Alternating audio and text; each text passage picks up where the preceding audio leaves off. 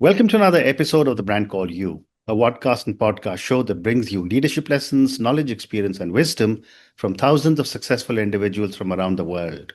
I'm your host, Ashutosh Garg, and today I'm delighted to welcome a very senior professional, an expert in the world of in leadership, and an author from the US, Mr. William Davis. William, welcome to the show.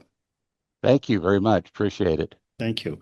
William is a leadership expert, a speaker, and a mentor dedicated to helping executives, managers, and aspiring leaders develop the skills to lead confidently and positively. He's an author of a book titled The Ultimate Leadership Blueprint: How to Lead Without Just Managing. He's also got another book titled Building Genuine Relationships: The Leader's Guide to Connecting. So, William, we're going to be speaking about both your books, but before that, a few questions for you. You Yes, sir. began exploring leadership as early as high school and college through Future Business Leaders of America. Looking back, what early experiences shaped your belief in what leadership truly is?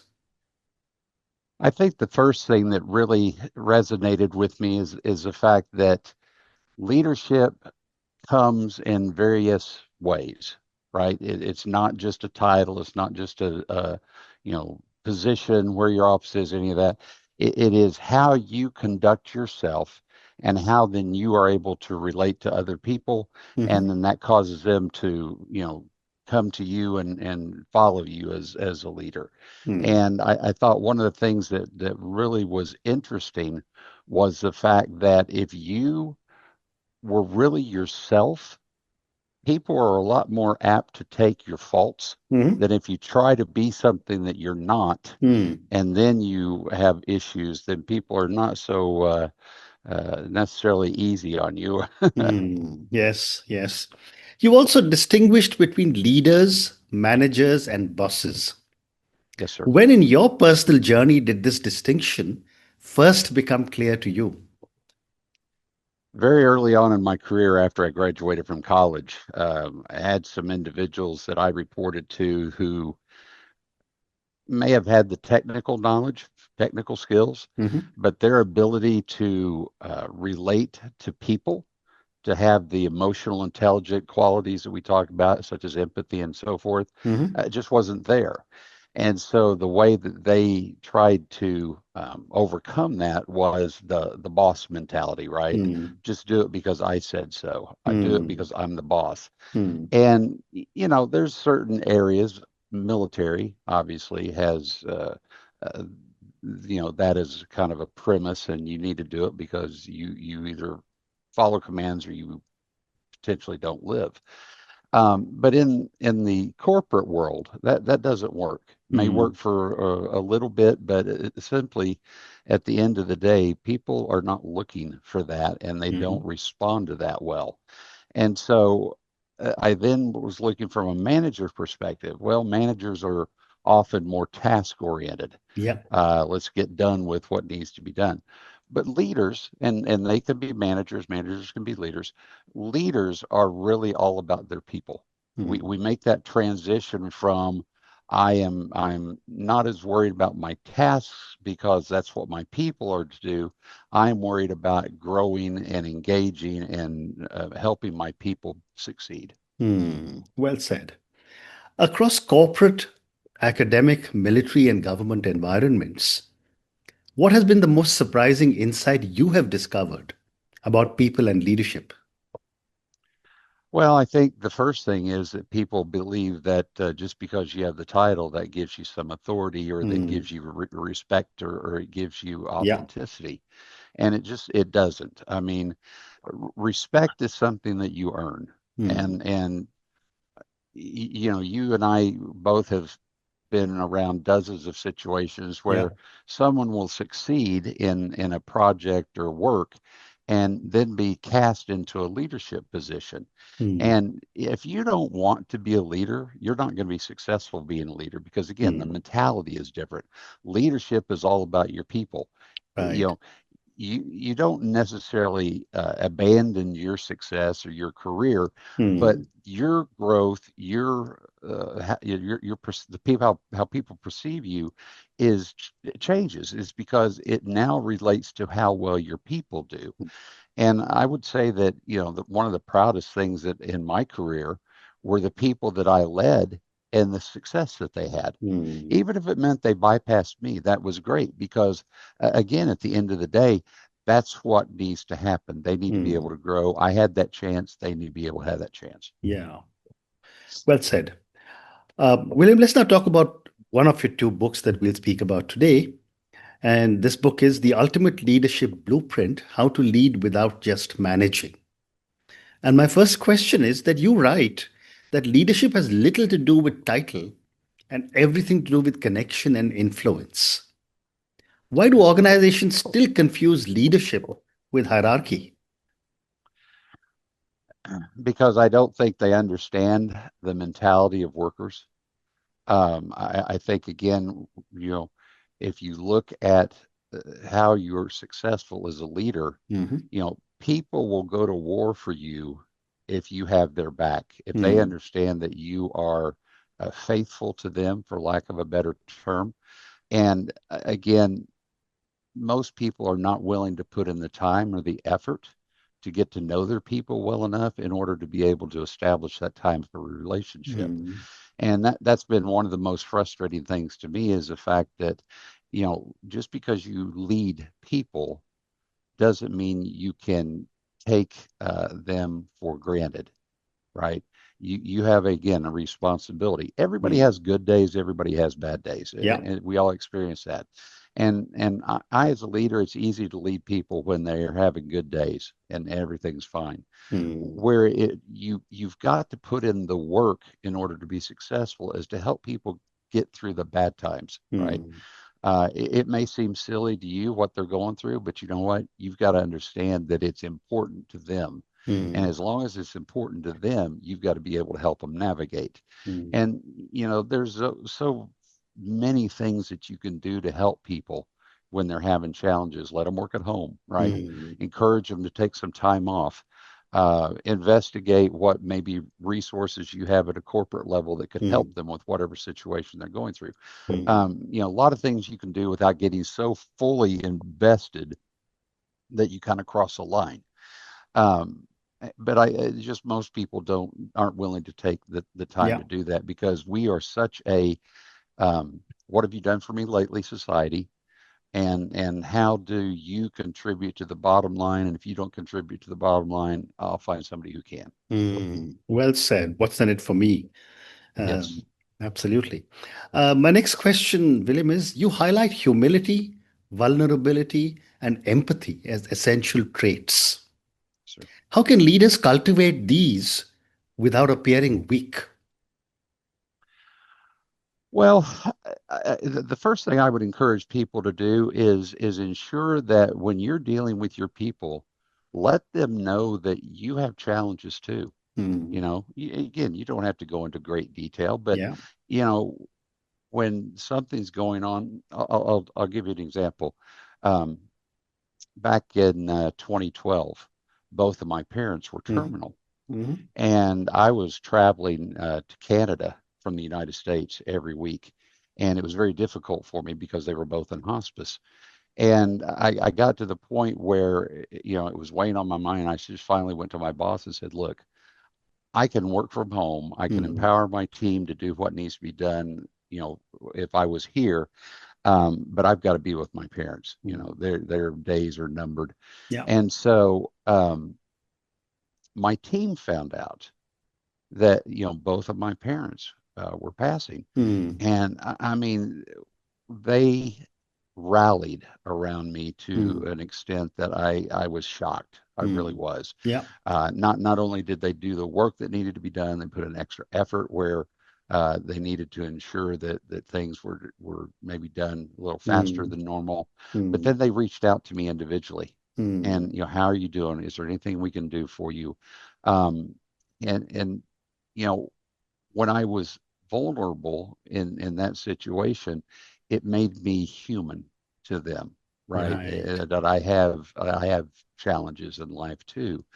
And when I came back, the dynamic of our relationship was still what it was, but it had Hmm. grown Hmm. because they dealt with me with kid gloves, right? Correct. Because they knew I was still emotionally Mm, dealing with it. mm, And I think, you know, if you just let people know you're human, mm. you go through the same things they do, Correct.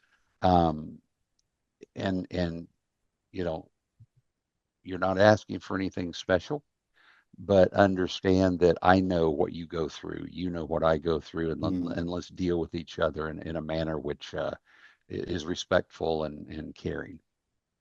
Great response. Thank you. And thank you for this amazing story that you told us as well.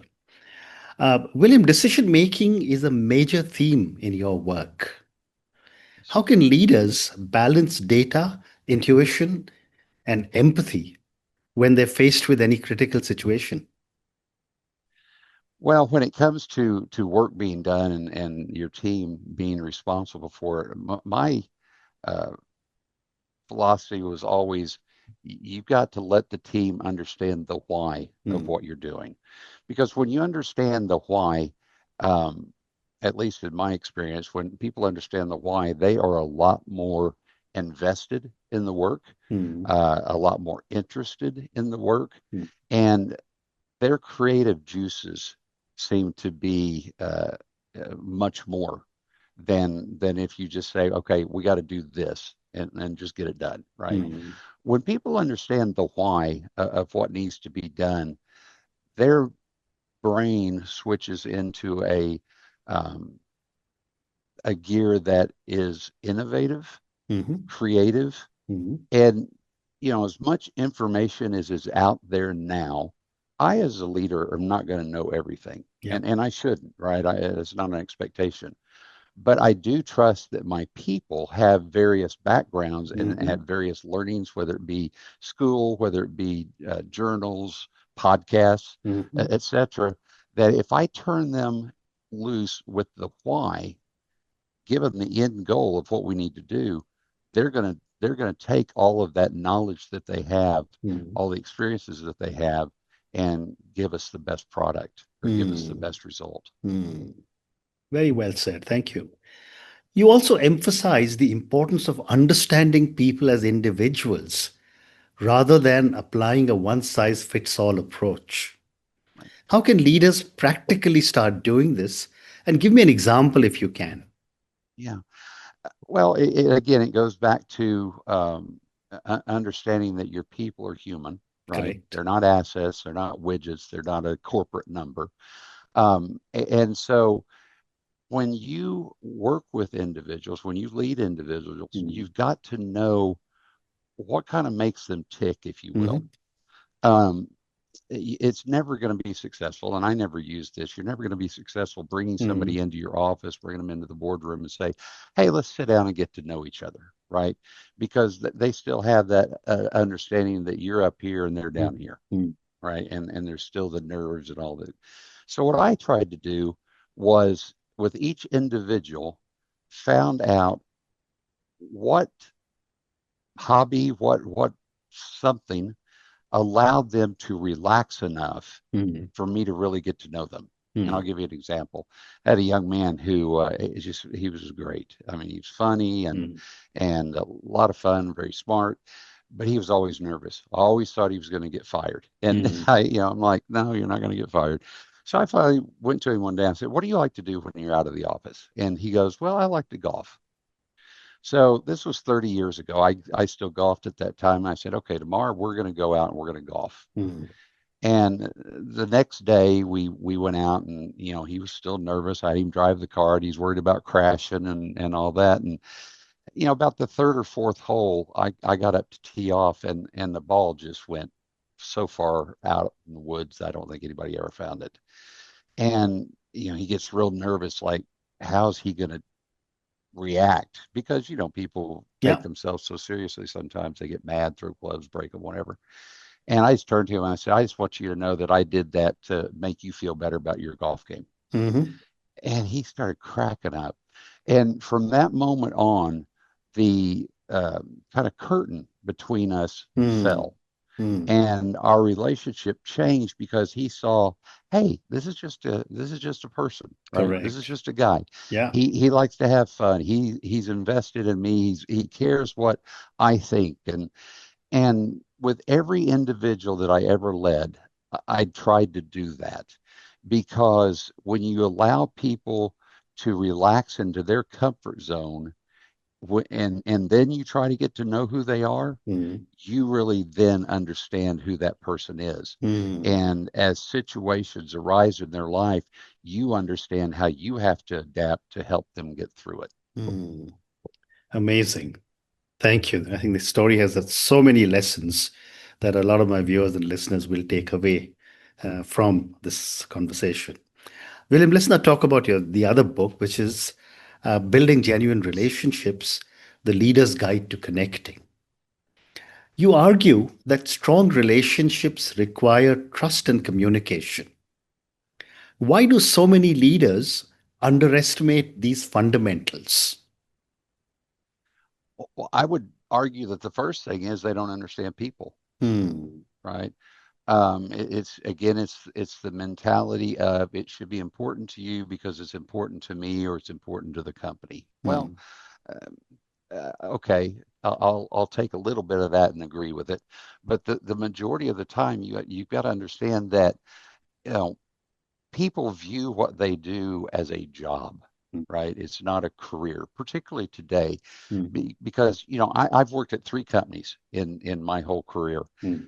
A lot of people today, they work at three companies within the first year of Correct. leaving college. And so the ability for people to just pick up and move is just so much easier today than it was, when I was starting my career. So the relationship that I build with them allows them to understand that I'm invested in them. Hmm. It's important to me that they grow, that they be fulfilled. And it's not just about the fact that I want them to get the work done, Hmm. right? At the end of the day, yeah, we need to get the work done, and understand that you're going to be, judged on that. Hmm. But in addition to that, you are a much more complex piece of the puzzle, if you will, than just that component. And I am looking out for the whole, not Hmm. just that one Hmm. part. Hmm. Amazing. Many people understand or misunderstand the golden rule in leadership. How do you apply it while still holding people accountable? Well, at the end of the day is, letting them know that I hold them accountable and they should hold me accountable, right? Hmm. I need to do what I say and not just, put on airs or talk a game. Yeah. And so when I'm working with someone, helping them understand that mistakes are going to occur.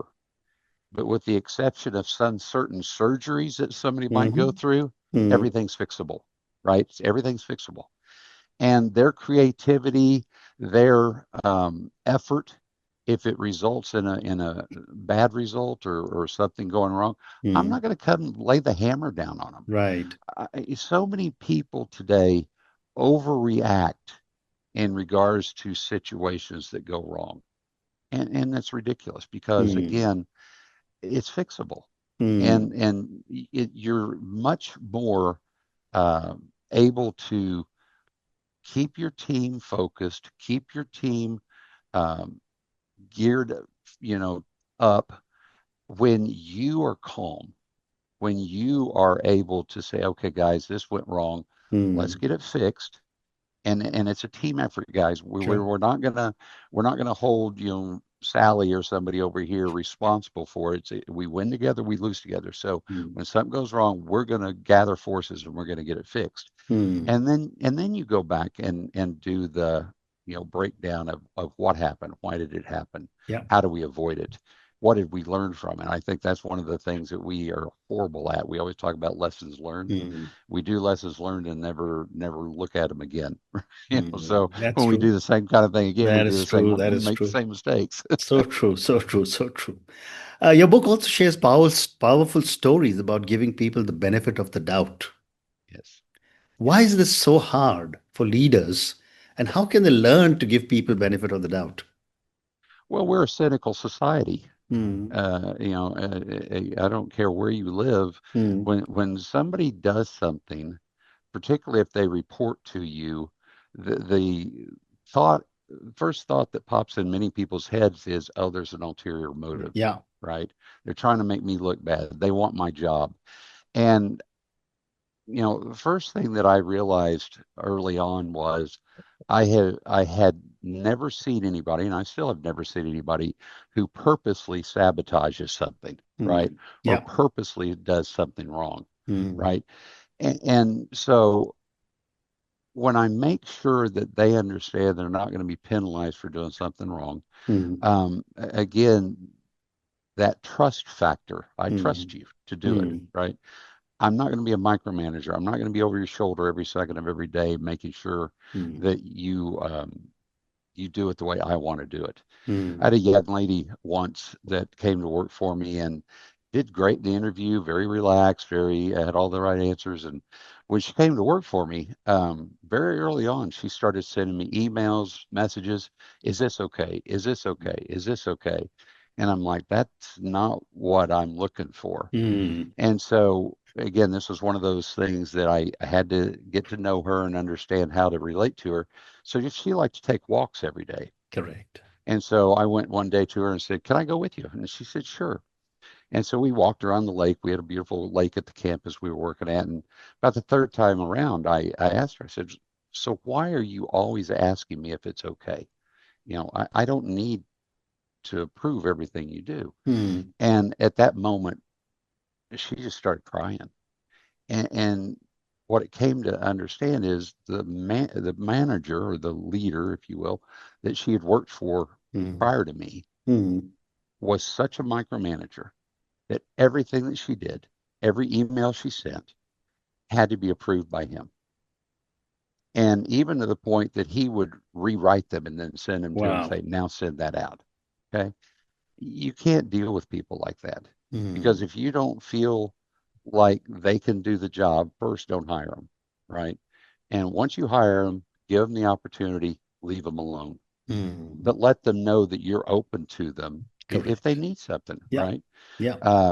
But again, too many people won't do that because they are so controlling because all they could look at is how does this affect me? Mm, How does this affect me? mm, As a leader, I always told my folks, look, you're responsible for the work, but at the end of the day, if something goes wrong, I'm the one that's going to step up and say it's my mm, responsibility correct. because I'm the leader of the group. Correct. And too many people are not willing to do that. They're Yeah. willing to throw people under the bus, and Mm, that's just not the way well to said. handle folks. Well said. And therefore, a follow-up question, which I'm wanted to ask you, and I think you already answered it partly, is that building confidence is a recurring idea in your work. And your story about the golf hitting the shot somewhere, and with this lady that you just told me, both are clear reflectors of how you build confidence. But my question for you, William, is how can leaders help people see their own potential before they believe in it themselves? Well, that's a great question because there are a lot of folks out there that have very little self-confidence, Mm, and it's sad. I think just again, I go back to this is why it's so important to build relationships mm, because early on in that you are helping them understand they're important to you. Again, you're invested in them, mm, and mm, as part of that, because I have confidence in you, I mm, trust you, mm, you're on my team. mm, I always not, and I don't want this to sound wrong, but I always let people know, hey, I don't just hire anybody, mm, right? I make sure that you are the right fit. Yeah. And that there's so many pieces to that, right? Because one of the things I always wanted to make sure of was they gelled with the rest of the team. Mm. I never brought somebody in who was Yeah. going to disrupt the dynamic Mm. of the team that I had. And so when you help people understand that you have confidence in them, that's why they're part of the team. They still have competitive juices, but they put that toward resolving what they're doing, the work that Mm. they're doing, as opposed to trying to outshine their teammates, right, Mm. or outshine the boss, or Mm. um, and so again, confidence is something that is so easy to build in people if if you are truly invested in them. And that's again goes back to why Yeah. I said earlier on that if somebody doesn't want to be a leader, they're not going to be a good leader, Correct. Correct. because you've got to get past the me mentality and understand it's about them. Now, Mm. as Mm. a leader, I've already uh, gotten my accolades, right? I've already gotten success, Sure. or I wouldn't be in this role. Yeah. And so it's the give back philosophy. I'm not going to be Mm. around forever. I retired in May, right, to start this company.